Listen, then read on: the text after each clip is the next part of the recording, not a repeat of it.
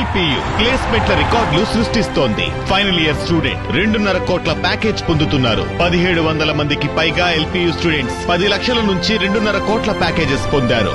విద్యా విప్లవం ప్రారంభమైంది లవ్లీ ప్రొఫెషనల్ యూనివర్సిటీలో. పార్వతీపురం మన్యం జిల్లా మంచం పట్టింది. గిరిజన గ్రామాల్లో విష జ్వరాలతో అల్లాడుతున్నాయి. ఆసుపత్రుల్లో తగినన్ని బెడ్స్ లేకపోవడంతో వరండాల్లో మంచాలు వేసి చికిత్స అందించే దుస్థితి నెలకొంది మన్యం జిల్లాలో. జ్వరాల ముప్పు ముంచుకొని వస్తుందని తెలిసే కూటమి సర్కారు మాత్రం అందుకు తగ్గ ఏర్పాట్లు చేయకపోవడంతో గిరిజనులు అవస్థలు పడుతున్నారు. పార్వతీపురం మన్యం జిల్లాలోని సీతంపేట, దోనుబాయి ప్రాంతాలను రెడ్ జోన్గా పిలుస్తారు. ఈ 2 గ్రామాల్లోనే మలేరియా విష జ్వరాలు ప్రబలుతాయి. జూన్, జూలై నెలల్లో ఇక్కడ రోగుల్లో కనీసం 20% మందికి మలేరియా పాజిటివ్గా వస్తుంది. సీతంపేట ప్రాంతీయ ఆసుపత్రిలో 100 బెడ్స్, దోనుబాయి ఆసుపత్రిలో 30 బెడ్స్ మలేరియా రోగులతో నిండిపోయాయి. తొలుత సాధారణ జ్వరమని జాయిన్ అయ్యాక రక్త నమూనాలు తీసుకున్నాక మలేరియా పాజిటివ్గా తేలుతోంది. దీంతో ఒక్కొక్క రోగి కనీసం 10 రోజులు ఆసుపత్రిలోనే ఉండాల్సి వస్తోంది. మనకి మోర్ దెన్ 100 ఫీవర్ కేసులు రావడం జరుగుతుంది. ఈ ఫీవర్స్లో మనకి 20 కేసెస్ వరకు మలేరియా ఆర్డిటి కిట్ పాజిటివ్ వస్తుంది జరుగుతుందండి. సో ఆర్డిటి కిట్ వచ్చేసరికి ఏంటంటే అది ఓన్లీ స్క్రీనింగ్ టెస్ట్ అండి. ఏవైతే మనకి ఆర్డిట్లో పాజిటివ్ వచ్చాయో ఈ పాజిటివ్ టెస్టులన్నీ మన స్లైడ్ మెథడ్ ద్వారా మనం మలేరియా నిర్ధారణ చేస్తాము. ఈ 20 కేసు మలేరియా కేసుల్లో ఏవైతే లక్షణాలు కొంచెం సివియర్గా ఉన్నాయో వాళ్ళందరినీ కూడా ఐపీ కింద జాయిన్ చేసి మనం మలేరియాగా ట్రీట్మెంట్ చేయడం జరుగుతుంది. చాలా కాలంగా ఇక్కడి రెయిన్ ఫారెస్ట్ లో మలేరియా కారకమైన ఆడ అనఫెలిస్ దోమ, ప్లాస్మోడియం ఫాల్సిపరం అనే పరాన్న జీవి విస్తృతంగా పెరుగుతోంది.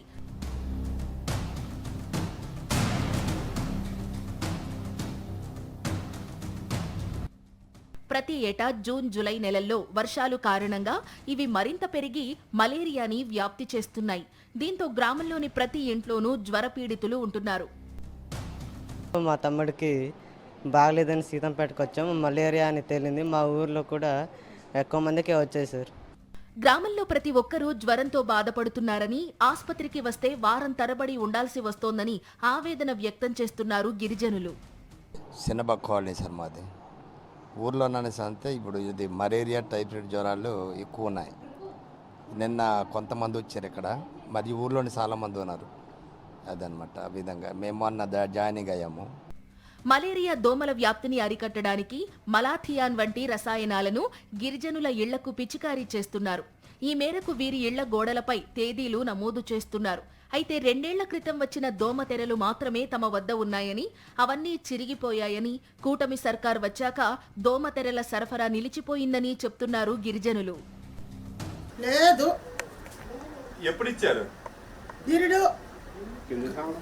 కిందటి సంవత్సరం ఇచ్చినారు.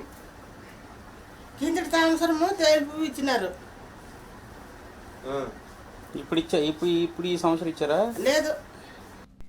మలేరియా జ్వరాలు ప్రతి ఏడాది మన్యంను పట్టి పీడిస్తుంటాయి. పెద్ద ఎత్తున జ్వర పీడితులు వస్తారన్న అంచనా ఉంటుంది అధికారులకు. కానీ ఆసుపత్రులను సన్నద్ధం చేయలేదు కూటమి సర్కార్ ఇప్పటికైనా స్పందించి రోగుల సంఖ్యకు తగ్గట్టు మౌలిక వసతులు కల్పించాలని గిరిజనులు కోరుతున్నారు. మన్యం మంచమెక్కింది. ప్రతి ఇంట్లో కూడా విష జ్వరాలతో గిరిజనులు అల్లాడిపోతున్నారు. ప్రతి 100 మందిలో 20 మందికి మలేరియా జ్వరాలే ఉంటున్నట్టుగాను వైద్యాధికారులు కూడా స్పష్టం చేస్తున్నటువంటి నేపథ్యంలో మన్యంలోని అన్ని ఆసుపత్రులు కూడాను కిటకిటలాడుతున్నాయి. రోగులను సర్దుబాటు చేయలేక ఆసుపత్రుల సిబ్బంది అందరూ కూడాను తల్ల పట్టుకుంటున్నటువంటి పరిస్థితి అయితే కనిపిస్తోంది. ఇప్పటికైనా అదనపు బెడ్స్ ఏర్పాటు చేయాలని గిరిజనులు, అటు వైద్య సిబ్బంది కూడా కోరుతున్నటువంటి పరిస్థితి కనిపిస్తుంది. వీడియో ఈశ్వర్తో యుగంధర్, సాక్షి టీవీ, పార్వతీపురం మన్యం జిల్లా నుండి.